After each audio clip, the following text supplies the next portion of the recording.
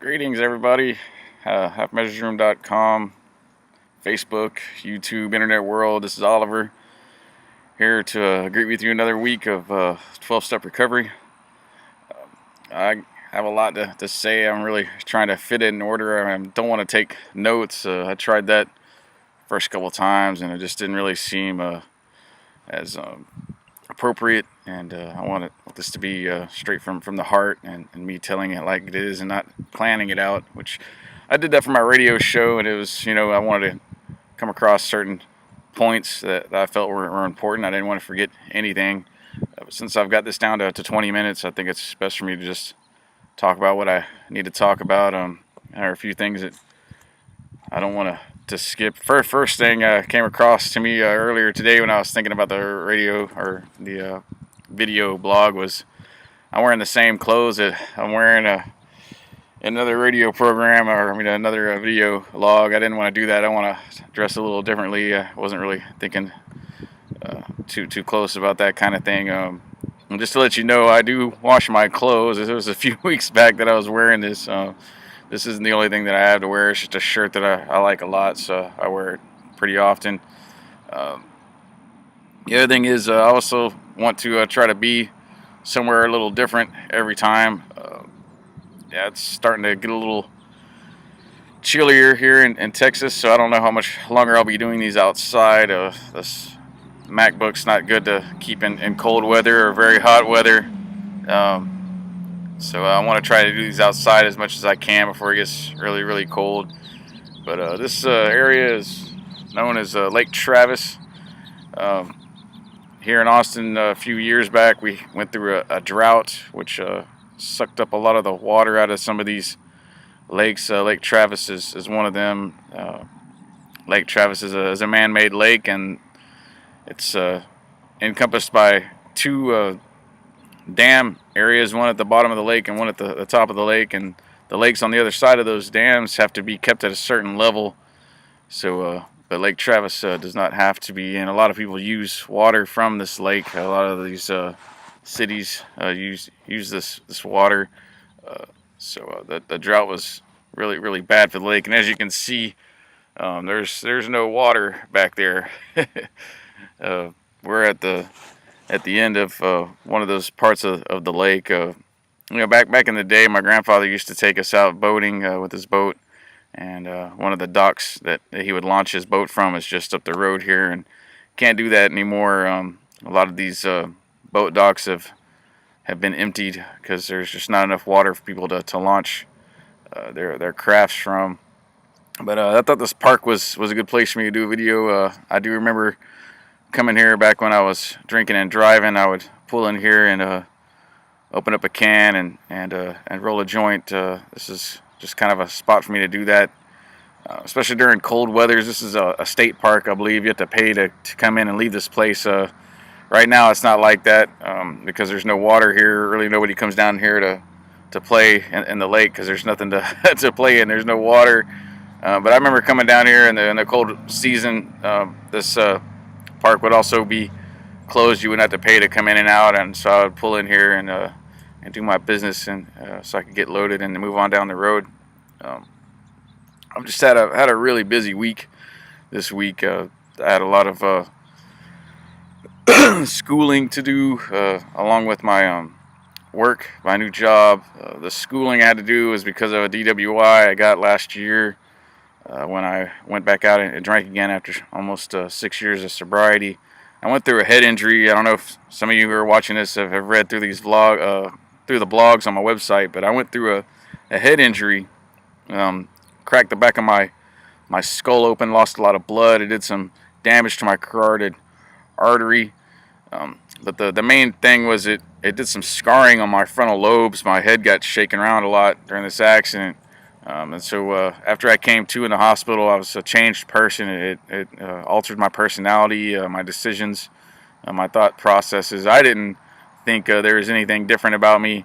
My wife has told me a lot about it. It did a lot to my memory. A lot of my memory was jolted and dismissed. I don't even remember the day the accident happened.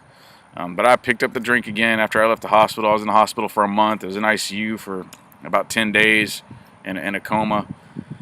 and they didn't have to do any surgery. That's a good thing. I just lost a lot of blood. There's a lot of problems with that, but so there really wasn't anything done about my mind until I left. I was going into therapy. I couldn't go back to work for 6 months, but I remember picking up the drink again, and that's when I got the DWI. I wasn't supposed to drink because of my injury. It made my response to the alcohol worse.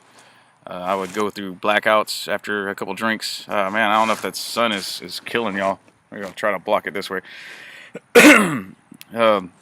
But it could cause seizures, the drinking. I would go into blackouts after a couple drinks, and that's what happened when I got the DWI. I was driving, I went to a restaurant, had a couple drinks, and just lost complete memory of the drinking. I woke up in jail and had no idea why I was there. I had some clue of why I was there. I figured it had something to do with my drinking. I just hope I didn't cause any bad accidents or hurt anybody else, and thank God that wasn't anything that happened. I actually ran through a red light and pulled into a parking lot, and the people at the grocery store saw what happened and got it on video. And apparently I parked all crazy, and I got into my back seat, left on music playing, and that's when the police came, and they arrested me, ran a field sobriety test and all this stuff.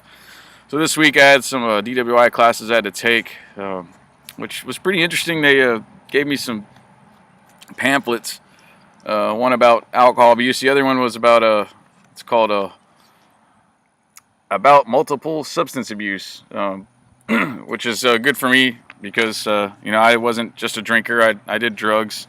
This last time I went out and used after the accident, I was smoking weed, which was something they talked about, which interested me. I always thought, when I smoked weed, I didn't want to go anywhere. I just wanted to sit at home and watch TV and movies. And if I did get in a car, I was going to drive extremely slow. I wasn't going to push on that pedal and haul ass and break laws. But it said in there at this class that a lot of accidents by people that are intoxicated, most of them is from alcohol use, and the other small percentage is from people that are smoking marijuana, which really interested me. But I really like I haven't read this pamphlet, to tell you the truth. I read the one about alcohol, which really interested me. I haven't read this one yet, but I really like the artistry in there, the little people with their heads swirling around. Let's see if I can find another one. There's someone drowning. I just I really like the artistry in here. Is really cool. There's another guy drowning, swimming. Anyway, it's just kind of neat. Also got this. This is kind of cool. It's a kind of a calculator on how much you've drank and how much time, what your BAH is, your blood alcohol concentration is. I don't know how to use this thing, and there's really no sense for me to use it. If I pick up a drink, that's horrible for everybody. It doesn't really matter how much I drink, but if I pick up a drink again, that's just the end of it. Just more and more problems are gonna happen. I just thought that was kind of neat, kind of a deal. Today was a good day, good weekend. It was just me and my daughter. I didn't have all the kids this weekend, just me and my daughter. So we went out to this farmer's market today, and they're celebrating a 5-year anniversary. Then I took her to another park. It's one of my favorite places to skate. It's a little concrete half pipe that I like to skate. I wear a helmet now because of the head injury, just to make clear on that. I still got a lot to do after making this video. I'm going to go to a meeting. I'm supposed to meet with a sponsee of mine, and then hopefully put this on the internet, get this going, and go through some emails that I have. Just a lot going on. Where we're at in the steps, gone through about the first 10 minutes of this, so I need to get to the step work. We're on step 5, where we admit the nature of our problems, the problems that we cause, the true nature of our condition under these problems that we've had in the past. We admit them not only to ourselves, but to our higher power and to another human being, which, it could be any number of people that you're okay with talking to about this stuff. I choose my sponsor. I think that's the most important thing. If the more my sponsor knows about me and why I drank and the conditions under which I caused problems in the past, the more important that is for to continue my sobriety, I believe, and how he can help me when I have future problems coming. Oh man, someone's pulling in this parking lot. I hope they don't get out and start talking to me. Yeah, I was talking about this in the last video I had. There's some people walking through the park, and I was like, oh man, there's people coming by, and I was trying to be quiet. But you know, this video is on YouTube, right? So like anybody can watch this. Not that many people have been watching it. You know, there's only been about 15 of y'all so far have been watching these, because they're on my website. But oh, okay, they just drove on through. So anyway, whatever. You know, it's really interesting. I was reading. I read devotionals every morning. One of them is Richard Rohr, which I've put the link to at the. I think it was the first video log I did for this. It's Richard Rohr is a Christian, but he occasionally envelops the 12 steps in his devotionals. But this morning was really interesting because I was like, man, I'm gonna be doing the 5th step on the video log this evening, and it really interested me. He kind of didn't really talk about the 5th step in particular, but kind of touched upon something that they really brought to mind what the 5th step is about, what the inventory is all about. You know, he talked about this dark night. Let me see if I can bring it up real quick on my phone. We talked about this dark night. You know, there's times in our lives where we feel our higher power isn't present, that he's abandoning us here. And I'll read it here. It's called Night of the Soul. There comes to many seekers at some time or a few times in their lives a dark night, a period of seeming distance from God, from the ways in which we've experienced and understood God. The previous comforts have fallen away and we can no longer conceptualize God. John of the Cross gave a map of sorts through these dark nights. He distinguished between the dark night of sense, in which all perceptions of God vanish, and the dark night of the Spirit, in which we no longer grasp ideas about God. The goal of these times is to draw the self through ego into full transfiguration and union in God. John went through such a dark night during a time when he was imprisoned, tortured, and starved. He felt as if his beloved had abandoned him, and that's really interesting. You know, I was just thinking about, you know, in the past, the stuff that I write about in the inventory, the past. I just didn't feel like God was present in my life. I didn't feel like there was a God. I didn't really see any sense in seeking his power and his help. You know, I felt like I had control of it on my own. But going through this inventory, and looking at the angers I had and the times I was upset about something that was going on or something that somebody did that I felt wasn't right towards me. You know, I just God was present, but it was mostly my fault, and that's what we're looking at in the 5th step. You know, we're looking at, you know, where were we to blame? What did we have to do with this? That's the only chance we have at correcting these issues is you know, turning towards how we need to correct ourselves and our actions and our behaviors, our thoughts, our feelings. You know, as I talked about last week, you know, in that 4th column, we you know, were we selfish, self-centered, frightened? You know, my sponsor brought up one last inventory I did almost a year ago, about 6-7 months ago. He asked me, you know, if jealousy was an issue, and that confused me because I don't remember ever reading about that in the 12-step literature. But it is mentioned. It's mentioned in the sexual inventory. You know, did we cause jealousy? Did we cause bitterness? You know, where were we to blame? Where were we at fault? What could we have done instead? But I'm going to read a little bit out of this big book on step 5. It's a part that I really like. Whoa, almost dropped the computer there. It says, time after time, newcomers have tried to keep to themselves certain facts about their lives.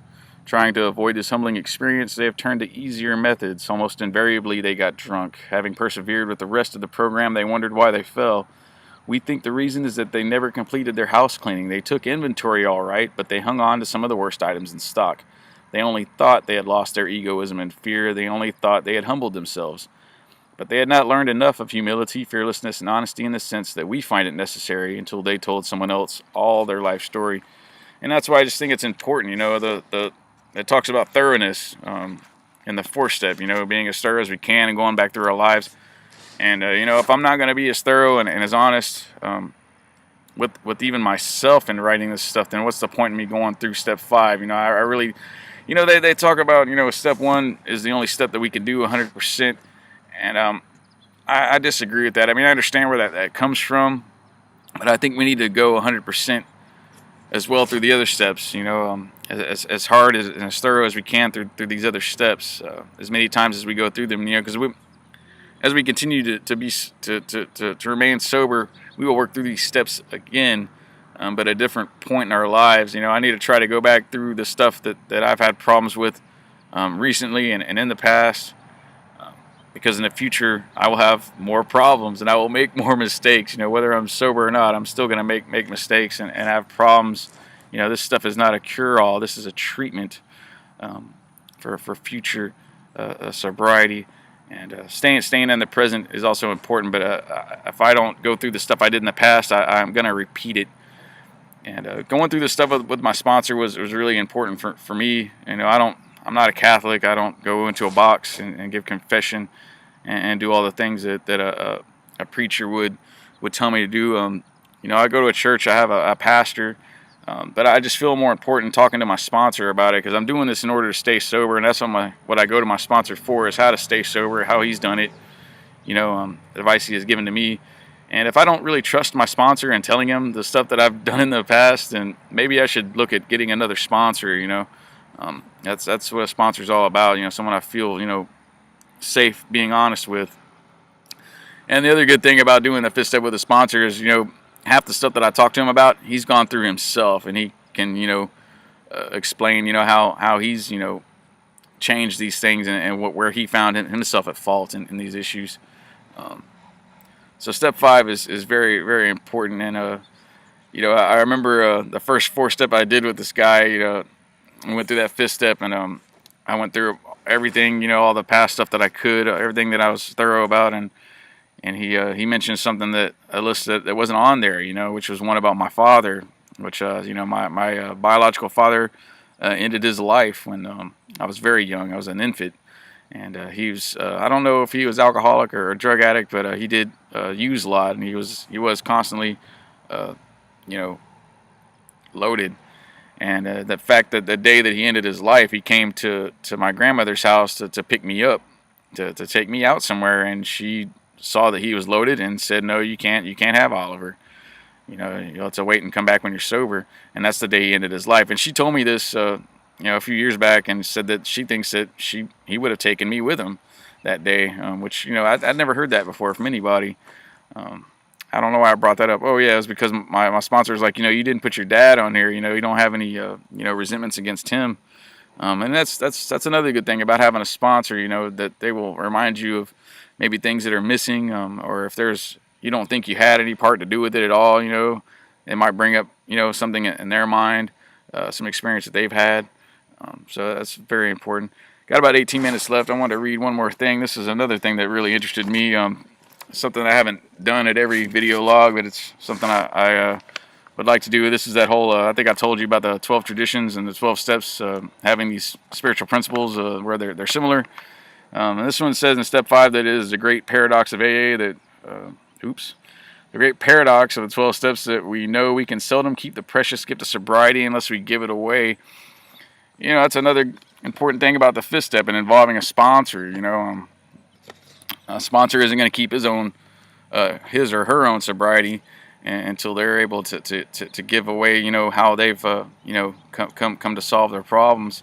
And my sponsor, when we did the 5th step, it wasn't that he had a reason to amend these things that I had done. When we did the 5th step, it was more about, finding out the nature of what caused these problems. Where was I to blame at this stuff? And to help me, see through that and look past the issues I had with these people, but where I was at fault in this stuff, So that's another big reason. I always like to put links at the bottom of these vlogs here on my website. And one of the ones I was thinking about was I don't know if any of y'all have ever heard of the Grapevine. But it's like a magazine. It's not a 12-step book. It's a magazine that comes out every month, and it's like they call it the meeting in print. It's kind of like going to a meeting, but it's in a little magazine. And they have this. They also take what writings they've had done over the years, and they combine them into books occasionally. And there's one called Young and Sober. which I think is interesting for me. You know, it's the first time I ever came to the program. I was young. I was still a teenager. And I remember writing about my history and being young and sobriety, and sending it to Grapevine, and they put it in one of their magazines. And a couple weeks later, I relapsed. For those of y'all don't know, I've been in and out of the program for over 20 years. In fact, before I had this accident with my head, I had nearly 6 years sober, and that's the longest I've ever stayed clean. You know, and this is just a tedious process, and it's something that needs to be repeated over and over again. It's a daily thing. You know, the problems I've had, the problems that I've caused, is something I need to review every day. And we'll get more into that when we get to step 10 and 11, I'm sure. But I'm going to put a link to this. There's a website for Grapevine if you want to get a magazine or you want to check out one of their books. They're inexpensive. They're not cheap. It's not like buying a book at Barnes and Nobles or something like that. You know, they're not out to make money. They're out to just reprint stuff that they've written. So that's the link I've put up. Next week's going to be another tough week for me. I've got work. I've got some stuff I need to get ready for school for, and then on Friday I'm going to be getting ready to go to this men's retreat, which I think I've talked about here on here before, and I put a link up for it. But it's a men's retreat, and they're going to go through all 12 steps in 3 days, and it's here in the hill country of Texas, and I'm really looking forward to it. It's something that my sponsor helped start about 5-6 years ago, and this will be the second one that I've attended, and I'll hopefully be celebrating a year in sobriety there, which I'm really looking forward to. I should be getting back on Sunday afternoon. I'm not sure if I'm going to be able to do a video log. I really want to. It's something that I like to do every Sunday. So every Sunday evening is to do these video logs. So I'm hoping that I'll have the time to do that, and I'll make time. We'll just see how it goes. Anyway, thanks you all for listening and watching, and I'll see you next time.